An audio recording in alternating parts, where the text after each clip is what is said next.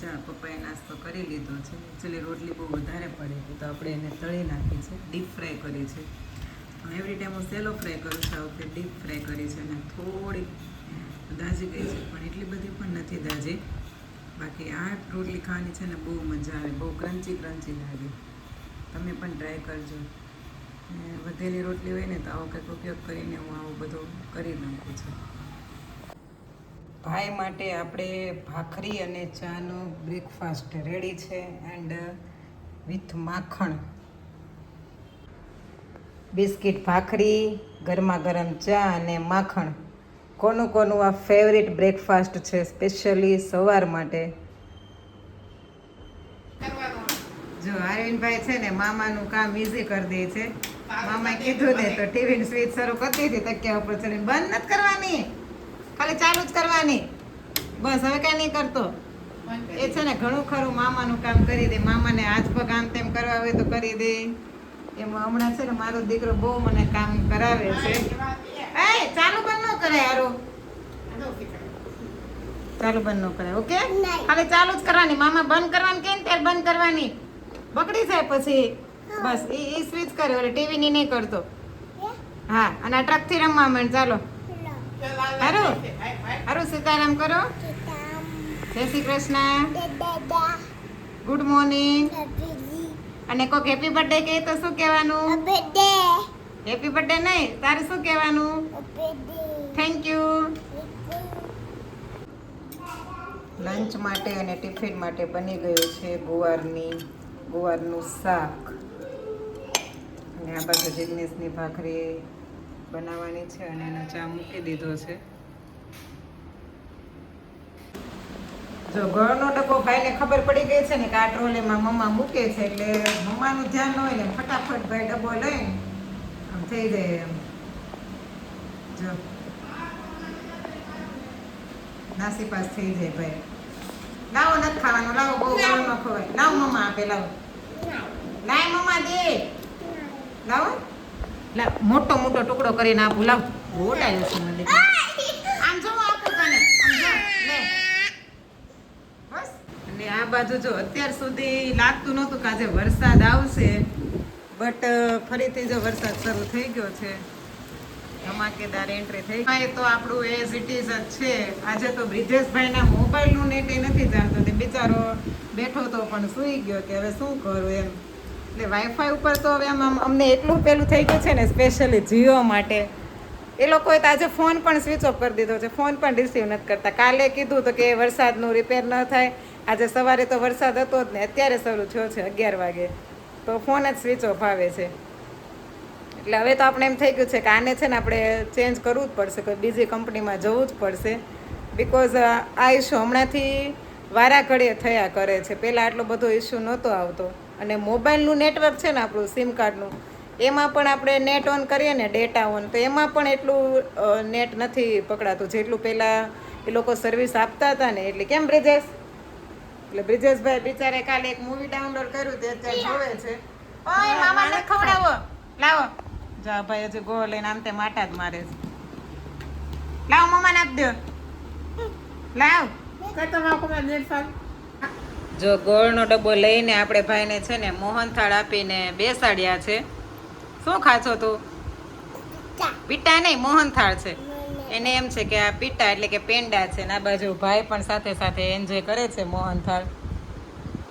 જો આપણી ગરમા ગરમ રોટલી રેડી થઈ ગઈ છે. આ બાજુ કાલનું થોડુંક શાક વધ્યું છે, ભાઈ કહે છે મારે ખાવું છે. અને આજે છે ને અરવિંદભાઈ હિંચકામાં બેઠા છે. કેટલા દિવસ પછી આ હિંચકામાં બેઠો હોય એમાં ઊંચો નીચો થાય છે. જો કેમ એમ કરશો? ઊભું થવું છે? એ પડી હવે ઊભું ન થવાય. જેમ જે ઊભું થવું છે ઊભો થતો પડશે હો. એમ નહીં થતો, આમ આવે આ બાજથી હેઠો વાગે પછી. કાલ વાગ્યું હતું ને? કાલ ક્યાં ઢોકળું થયું હતું? કાલ ક્યાં વાગ્યું તારું? ક્યાં વાગ્યું હતું કાલ? ત્યાં પડ્યો તો પણ વાગ્યું હતું ક્યાં? ક્યાં વાગ્યું હતું? અહીં વાગ્યું હતું ને અહીંયા.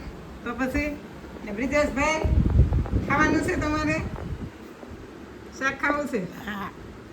હાલો આપણે પપ્પાને મળી લઈએ. પપ્પા સીતારામ.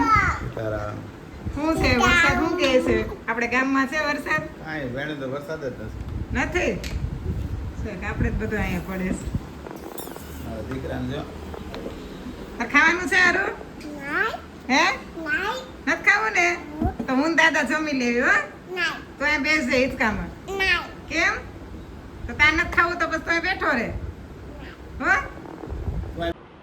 જો આ બાજુ આપણે અરવિંદભાઈને સુવડાવી દીધા છે અને એક બે દિવસથી કાલનું એક બિચારાને છે ને છી કર્યા કરે છે મીન્સ કાલે 3-4 વાર કર્યો હતો લૂઝ મોશન પણ નથી ઝાડા પણ નથી થઈ ગયા પણ ખાય ને એટલે તરત જ એને છી થઈ જાય છે અને અમે ખાવા બેઠા હોય ને ભાઈને એ જ સમયે એને છી કરવાનું થાય તો મારું ખાવાનું પણ બગડે છે સાથે સાથે અને એણે અત્યારે બપોરે તો છે ને સરખું જમ્યો પણ નથી પછી મેં દહીં હતું ને મોળું તો એને ખાલી દહીં ખવડાવી દીધું ને અત્યારે સૂઈ ગયો છે હવે દાંત આવતા હોય કે ખબર નહીં બટકા પણ બહુ ભર્યા કરે છે એટલે મને એવું લાગે છે દાંત આવતા હોય આમ બીજો કાંઈ વાંધો નથી એમ તાવ આવતો એવું કાંઈ નથી જો હજુ પણ એકાદ દિવસ આવું રહે ને તો પછી ડૉક્ટરને મારે બતાવવા જવું પડશે ચેકઅપ માટે લઈ જવું પડશે કે બીજો કાંઈ પ્રોબ્લેમ છે કે દાંતનું જો કે દાંતનું હોય ને તો ડૉક્ટર એમ નહીં કહે કે દાંતનું છે આવો એક્સપિરિયન્સ મને બહુ વખત થયો છે પહેલાં જ્યારે નાનો હતો ને ત્યારે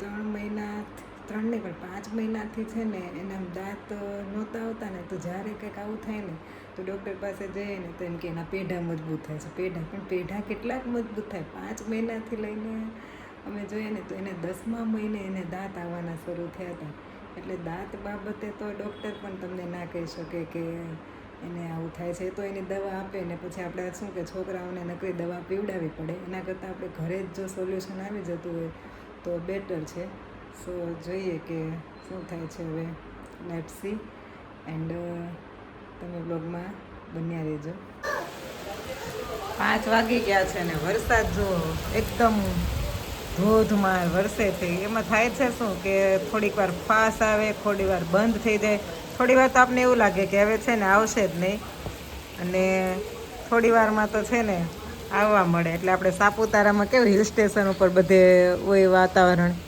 એવું વાતાવરણ અહીંયા થઈ ગયું છે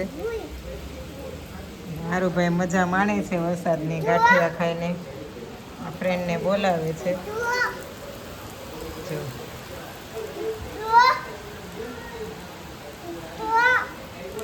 તીથું તને બોલાવે અરવિંદ ધ્યાન નથી હારું આ બાજુ અમારે છે ને બ્રિજેશભાઈને મંચુરિયન ખાવું છે ભાઈ કોઈ બનાવવાના હોય ને ઘરે મંચુરિયન તો એને પાર્સલ કરી દેજો કારણ કે હું મંચુરિયન તો એને હું બનાવી દઉં પણ એને છે ને ગ્રેવીવાળું ખાવું છે ગ્રેવીવાળું મંચુરિયન કરવામાં થોડીક છે ને બધું એ વસ્તુ પ્રમાણે જોઈએ બ્રિજેશ એમાં લીલા કાંદા જોઈએ લીલા કાંદાના પાંદડા હોય ને એનો ટેસ્ટ વધુ આવે તો આપણે છે ને ખાલી એમ જ એની મંચુરિયનની જે ગોળી આવે ને એ મેં કીધું હું તને બનાવી દઉં બટ એને નહીં એને ગ્રેવીવાળું ખાવું છે ને આ બાજુ ભાઈને જો ફોન જોઈએ છે આ બાજુ છે ને અરવિંદભાઈ પોતે એકલો રમે છે પણ મામાનું રિમોટ એને લઈ લીધું છે અને મામાને શું વાઈફાઈ નથી તો એ ટીવીમાં વાઈફાઈ એમ જ ટીવી જોયા કરે છે પોતાના ફોનથી કનેક્ટ કરીને તો ભાઈ રિમોટ દેતા નથી ને એમાં થયું છે શું કે બહાર વરસાદ આવે છે નહીંતર તો હું છે ને દરરોજ આ ટાઈમે એને બહાર લઈ જાઉં રમવા જેથી કરીને એ પણ બહાર રમ્યા કરે અને મામાને પણ ટીવી કે મોબાઈલ જોવું હોય ને તો એ જોયા કરે બટ હમણાં થોડાક દિવસથી આ વરસાદને કારણે બહાર પણ નીકળાતું નથી તો ઘરમાં ને ઘરમાં છે ને હેરાન કર્યા કરે છે મામાને લાવો મામાને રિમોટ આપી દે ચાલો લાવ ને લાવમાં દીકરો લાવો કેમ નથી આપવું તું ક્યાં ટીવી જો છો ક્યાં જોશો તું ટ્રકથી રેમ છો આ રમકડા કોણે આ બધા આમ કર્યા બધા રમકડા આમ કોણે કર્યા હાઈ ને તો બધા ભરી દે જા બધા રમકડા તાર ટ્રકમાં ભરી દે જા તો મામા શું કરે પછી હે મામા નો જોવું હોય ટીવી લાવ મામાને આપો લાવ માં દીકરો લાવ જો દાદા છે ને અરવિંદ માટે પેરું લઈને આવ્યા છે તો પેરું ખાય છે અને બ્રિજેશભાઈ સાથે સાથે ખાય છે હારું શું કહેવાય આને પેરું શું કહેવાય સારું કામ ખેડો સારું જ હોય અને સાલમાં કાંઈ વાંધો નહીં ડિનરમાં આજે આપણે પ્રોગ્રામ છે પાલકના મુઠિયાનો અને એ પણ એક અલગ વેરાયટી અલગ સ્ટાઇલ સાથે. જોકે છે ને એવરી ટાઈમ હું પાલકના મુઠિયા કરું ને તો ડિનરમાં જે પ્રોગ્રામ છે પાલકના મુઠિયાનો એ પણ અલગ સ્ટાઇલ સાથે. હું એવરી ટાઈમ પાલકના મુઠિયા કરું ને તો પાલકને કટ કરીને નાખું, પાલક અને દૂધીને ખમણી નાખું. પણ આ વખતે મને એવો વિચાર આવ્યો છે કે પાલકને આપણે ક્રશ જ કરી દઈએ. તો મેં જો પાલક ક્રશ કરી દીધી છે, એમાં આદું, મરચાં અને લસણ એ પણ સાથે ક્રશ કરી દીધું. આ છે દૂધી, ધાણા. હવે તલ, આમચૂર પાવડર ને આ બધા જે બેઝિક મસાલા આવે, હળદર, મીઠું, જીરું, એ બધું એડ કરી દેવાનું. અને મરચાંનું પ્રમાણ છે ને વધુ નાખવાનું, કારણ કે દૂધી આવશે ને તો પછી એ મોળા થઈ જશે એટલા માટે. અને પાલકની ગ્રેવી અને દૂધીનું પાણી છૂટે ને એટલે પછી આપણે પાણી લોટ બાંધતી વખતે છે ને પાણી એડ જ નહીં કરવું પડે, કારણ કે આનું પાણી જ જો એટલું બધું થઈ જાય પાલકનું તો પછી તમારે પાણી એડ કરવાની જરૂર નહીં પડે. અને આ સ્ટાઇલથી તમે મુઠિયા કરશો ને તે મસ્ત એકદમ પોચા બનશે. અને હા, થોડો કિચન કિંગનો ગરમ મસાલો પણ એડ થાય.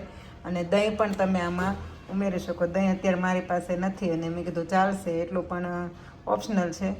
તો આ રીતે આપણે રેડી કરી દઈએ છીએ પાલકના મુઠિયા. જો એ બધી વસ્તુને છે ને આપણે મિક્સ કરી દેવાની. બધી જ વસ્તુ આપણે સરસ રીતે મિક્સ કરી દીધી છે. થોડીક વાર એને 5 મિનિટ રહેવા દેશું, જેથી કરીને અંદર મસાલો મસ્ત મિક્સ થઈ જાય. પછી જો 5-10 મિનિટ પડ્યા મેં રહેવા દીધું હતું પેલું જે મિક્સ કર્યા હતા મસાલાએ. પછી એમાં મેં ભાખરીનો લોટ અને ચણાનો લોટ નાખ્યો છે. અને મોણ માટે આપણે તેલ એડ કરશું. પછી આને એકદમ બધું મિક્સ કરીને લોટ બાંધી લેવાનું છે. આ રીતે તમે મુઠિયા બનાવો ને તો તમારે સોડા નાખવાની પણ જરૂર ન પડે. ઘણા લોકો છે ને પોચા કરવા માટે એમાં સોડા એડ કરે, પણ પાલક અને દહીંથી છે ને મુઠિયા એકદમ મસ્ત પોચા બને. જો મેં આમાં પાણી છે ને એડ જ નથી કર્યું, ખાલી આ પાલકની ગ્રેવી હતી અને દૂધીનું પાણી હતું, એ જ નાખવાની જરૂર પડે ને તો જ પછી તમારે આમાં પાણી એડ કરવાનું. આ છે ને ગ્રીન મુઠિયા બનશે, એકદમ ગ્રીન કલરના પાલકના લીધે. જો આ રીતે મેં ઢોકળિયામાં બધા મુઠિયા વાળીને મૂકી દીધા છે. હવે આપણે 15 થી 20 મિનિટ ચડવા દેશું, જોતા રહેશું કે બફાઈ ગયા છે કે નહીં. અને આ ચડી જશે ને એટલે એનો કલર જ આખો ચેન્જ થઈ જશે, એકદમ ગ્રીન થઈ જશે. પછી આપણે વઘારવાની પણ એક ટિપ્સ છે, હું કઈ રીતે વઘારું છું ને એ જોવા માટે પણ તમે બ્લોગમાં બન્યા રહેજો. અરવિંદભાઈ છે ને દાદાના ચશ્મા પહેર્યા હતા ને ચશ્મા પહેરીને રમે છે. હારું સામે જતો દેખાય છે? હું હા, એ નંબર વાળા હોય. ક્યાંથી લીધા ચશ્મા? ખાનામાંથી છે ને ખાખા ખોળા કર્યા કરે ભાઈ. ચશ્મા એક હાથમાં આવી ગયા છે ને એક તો આપણે મૂકી દીધા. નહીં હું આવું આવું.